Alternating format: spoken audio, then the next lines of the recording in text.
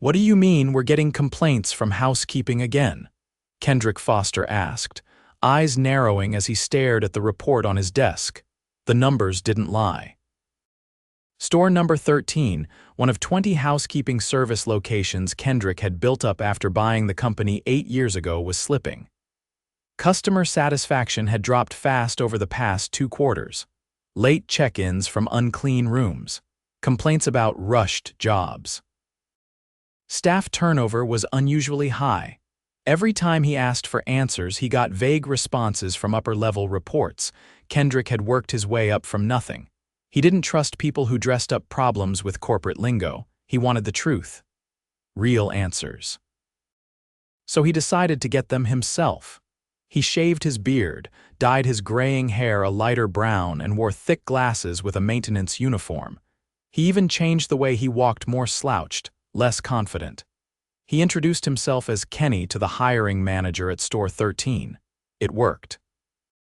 The manager barely looked up from the tablet as she nodded him through orientation.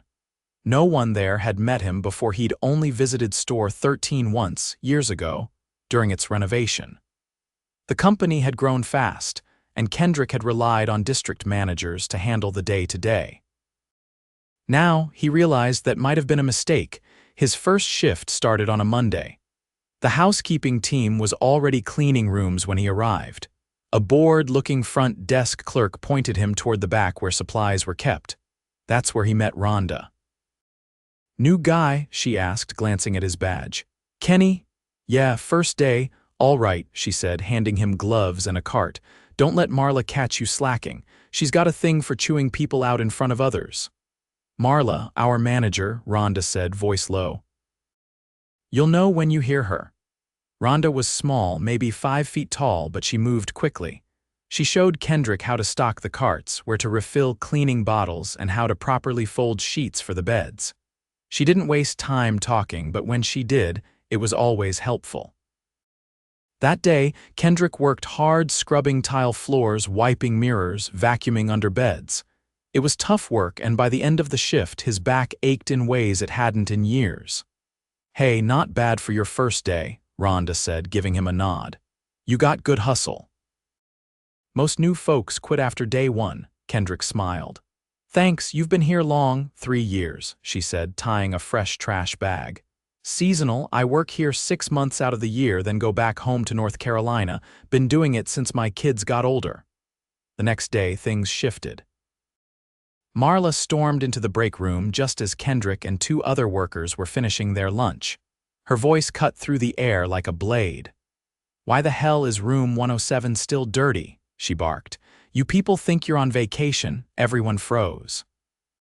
One of the younger workers, a girl with nervous eyes named Serena, quietly said, "I thought Rhonda had that one." "I don't care who thought what," Marla snapped. "If you can't keep track of assignments, then maybe you shouldn't be here." Rhonda walked in holding a mop. "That's my room," she said calmly. "I was about to get to it." "You should have gotten to it 20 minutes ago," Marla hissed. "You're not special just because you've been here longer. You're all seasonal. You're dispensable." Kendrick's jaw tightened. Rhonda didn't say a word. She just turned around and walked out. Later that day, Kendrick caught up with her in the stairwell. "You okay?" "Yeah," she said, not meeting his eyes. "You just learn to let it roll off. I got bills, Kenny. I can't afford to lose this job." He didn't know what to say to that. The next few days, Kendrick saw it again and again. Marla belittled workers in front of others. She joked about people being too slow, tossed cleaning tools on the floor instead of handing them over, and constantly reminded the seasonal staff that they were lucky to have the job.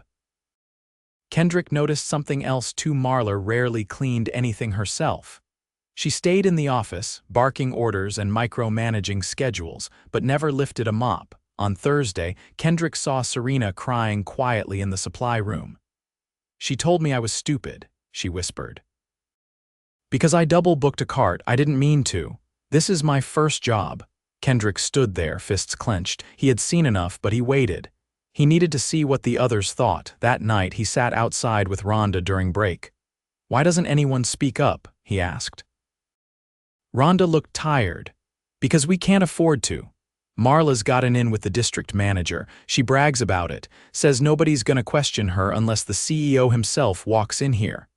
Kendrick gave a small nod, then looked out at the parking lot. Well, he said quietly, maybe it's time he did. By Friday, Kendrick had memorized the rhythm of the building. The vacuum cords always tangled near the elevator.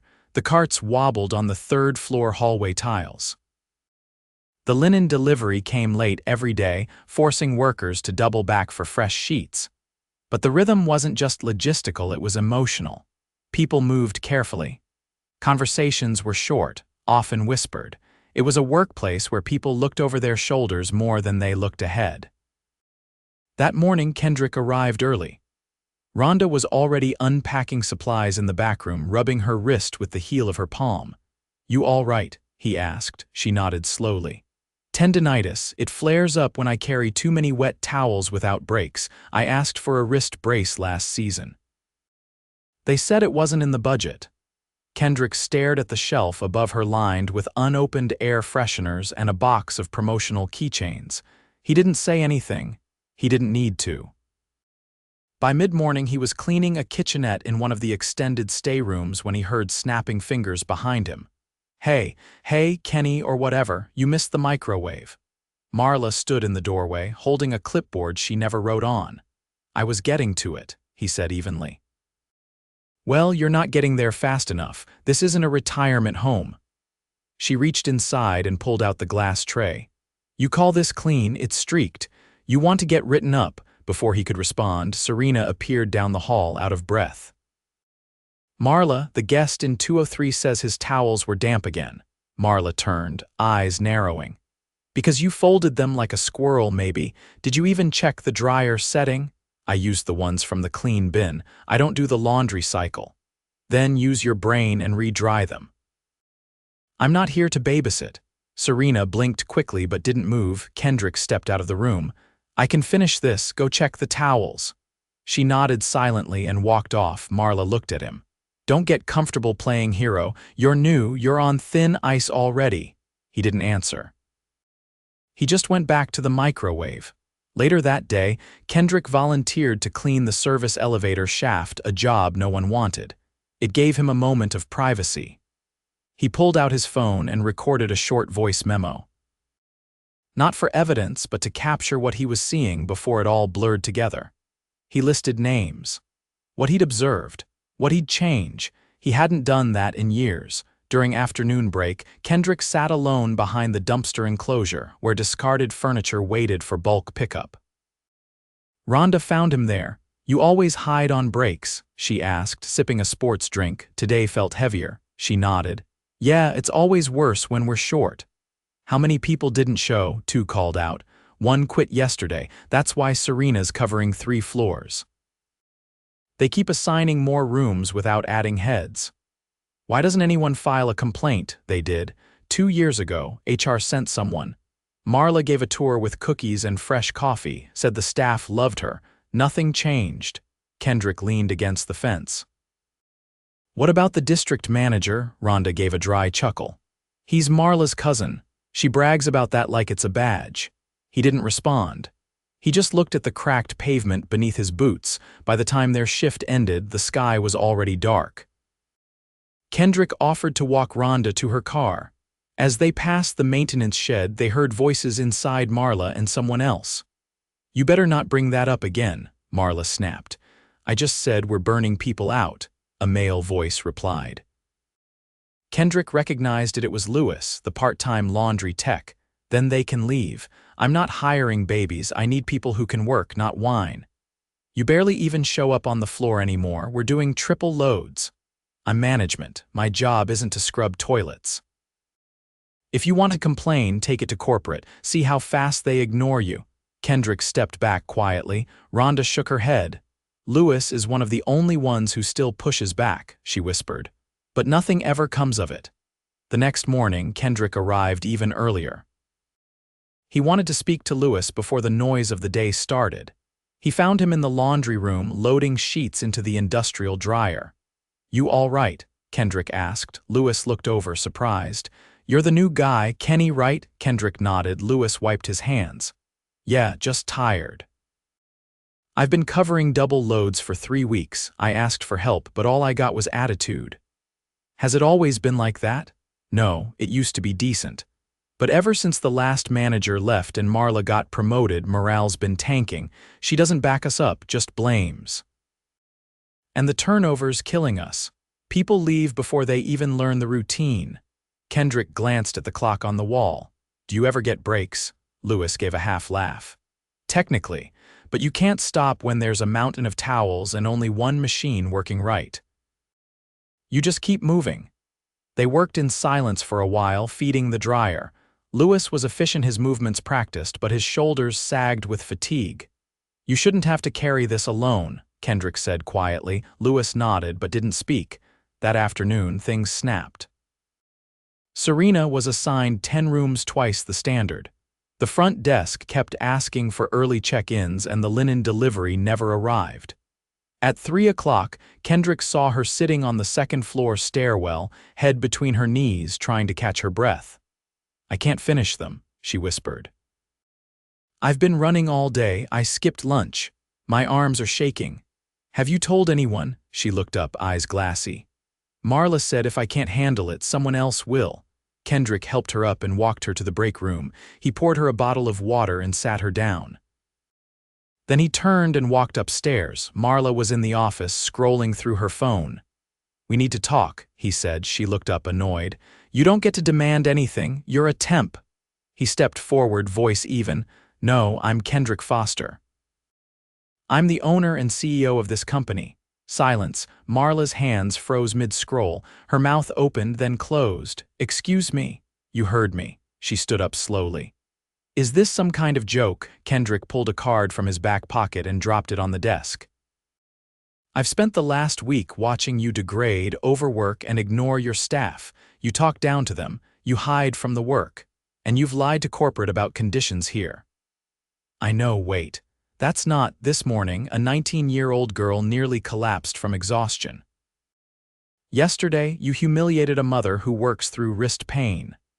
And the day before, you mocked an employee in front of his peers because of a towel complaint. Marla's face flushed red. You don't understand. These people, they slack off, they take advantage. No. They survive in spite of how you run this place. Kendrick turned and opened the door. You're done here, effective immediately. She stepped forward, panic rising. You can't just. I just did. He walked past her, heart pounding. Outside, Lewis was folding sheets on a cart. Rhonda stood near the vending machine, watching with wide eyes. Serena sat on a bench with her water bottle, pale but breathing steadier. Kendrick looked at them all. Clear your schedules for Monday morning, he said. We're going to make some changes. By Monday morning, word had traveled fast. Kendrick didn't need to announce anything. The vacant manager's office said enough. No shouting from behind desks. No micromanaged clipboard checks. Just the usual hum of vacuums and the distant clatter of carts rolling down tiled hallways. Lewis gave him a nod when he passed the laundry room. Not a smile, not yet, but something closer to acknowledgement. Rhonda was quieter than usual, and Serena kept her head down. Trust didn't return with a single gesture. Kendrick hadn't expected it to. He spent the first hour shadowing the morning prep, a routine he now knew by heart. But as the day settled into motion, he pulled Rhonda aside outside the break area, where the morning light cut through the slats of the overhang. I'm bringing in someone from HQ to do an operational audit, he said.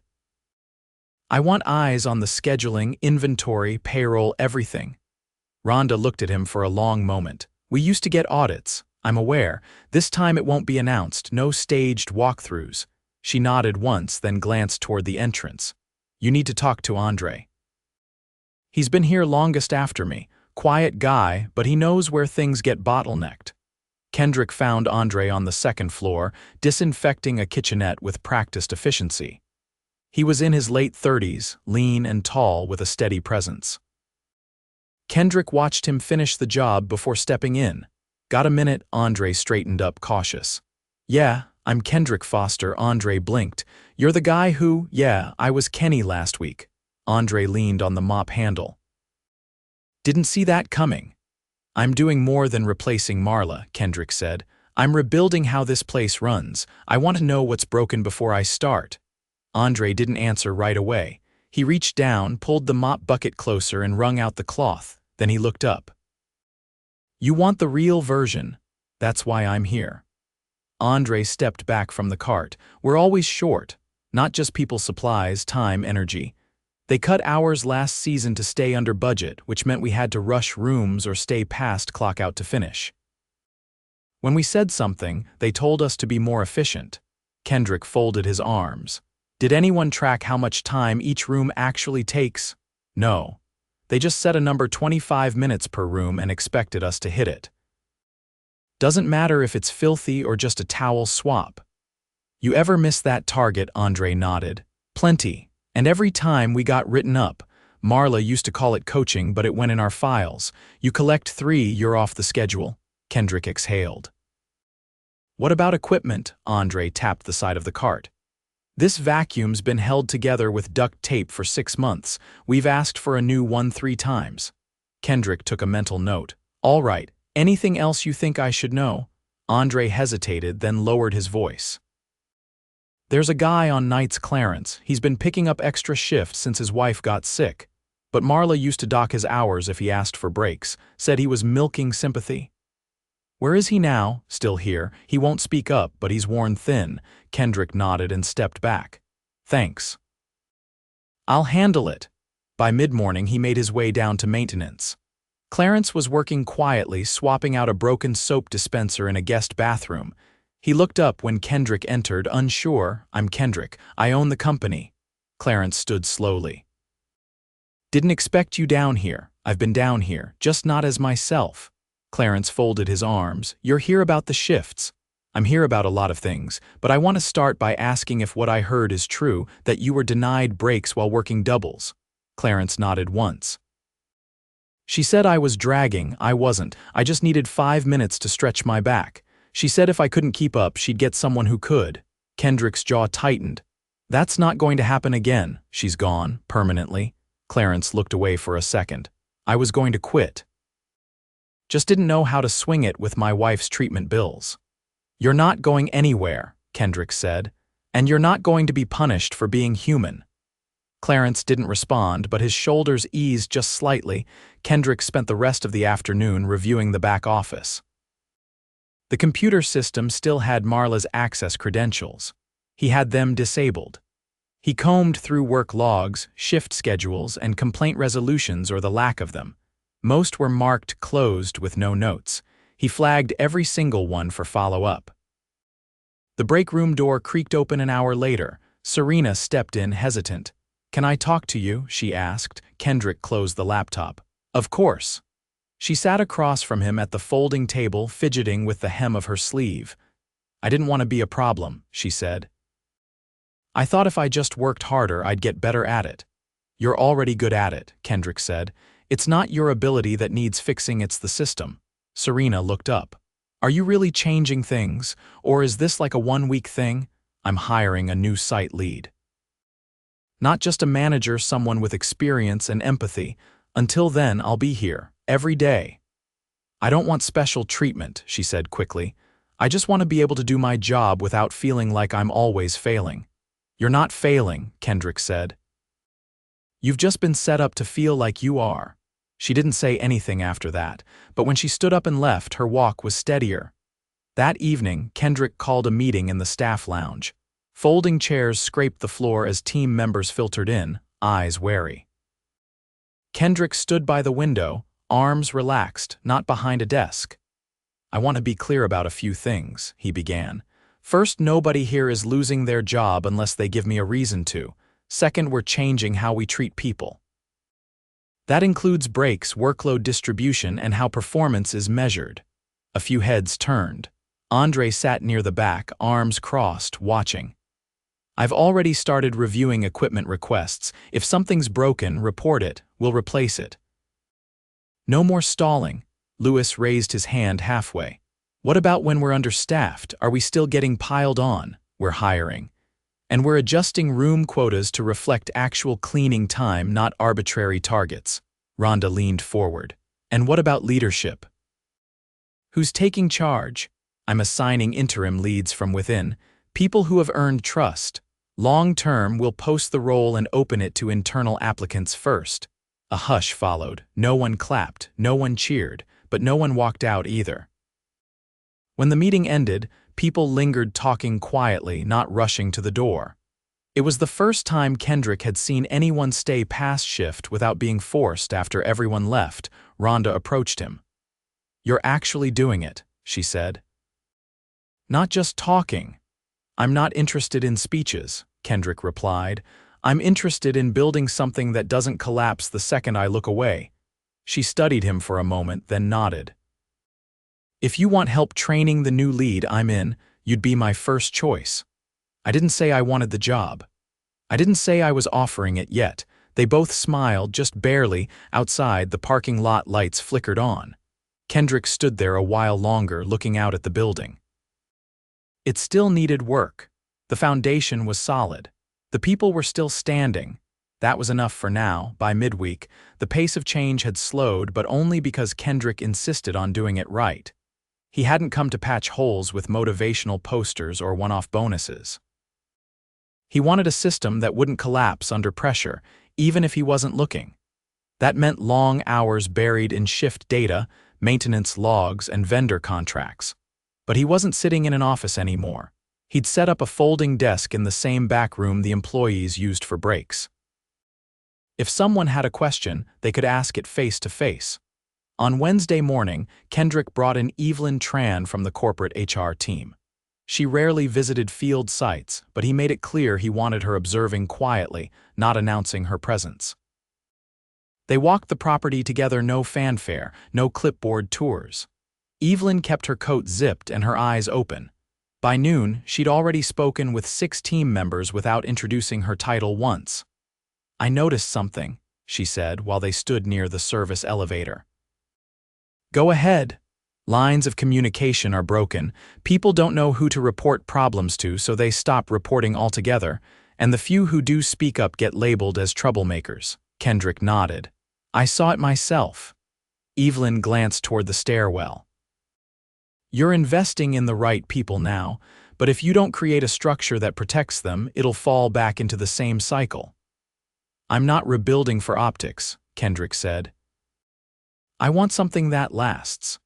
Then give them a voice that doesn't depend on who's in charge." By the end of the day, Kendrick had added a permanent feedback channel, anonymous, logged, and reviewed weekly by 2 separate departments. And he made one more call. He brought in an operations specialist named Jalen Boyd to serve as interim site lead. Jalen arrived the next morning. Mid-30s, sharp and calm, not the type to raise his voice, but every word landed with weight. He didn't waste time with speeches, just introduced himself, walked the property from top to bottom, and asked every worker what tools they needed most. When he met Rhonda near the supply closet, he didn't delegate the conversation. He grabbed a cart and asked her to walk him through her daily prep.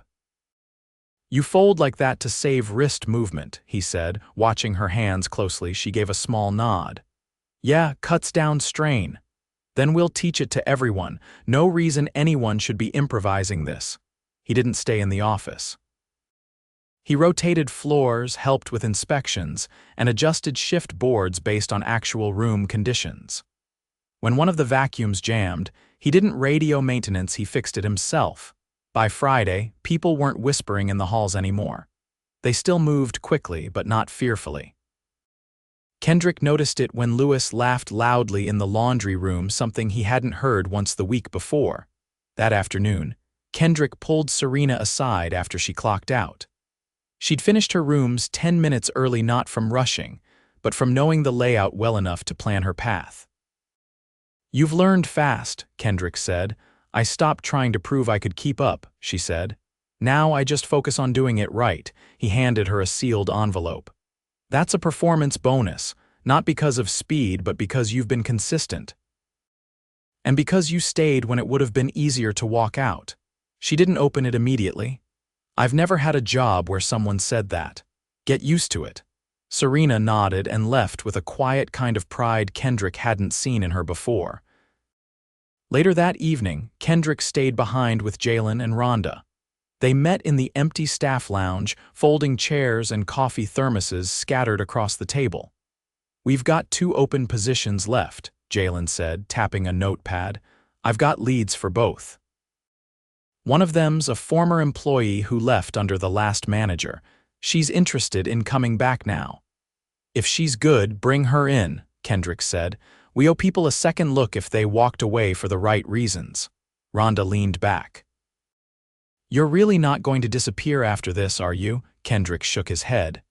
"I'm not going back to the boardroom full time. I'll rotate through sites every quarter. Random visits. No advance notice. You'll catch a lot of people off guard. That's the point." Rhonda took a sip from her thermos. "I was wrong, you know. When you first showed up, I figured you'd be gone in 2 days, just another exec playing tourist. You weren't wrong to assume that. People higher up have earned that reputation. Not you, apparently." Kendrick looked around the room.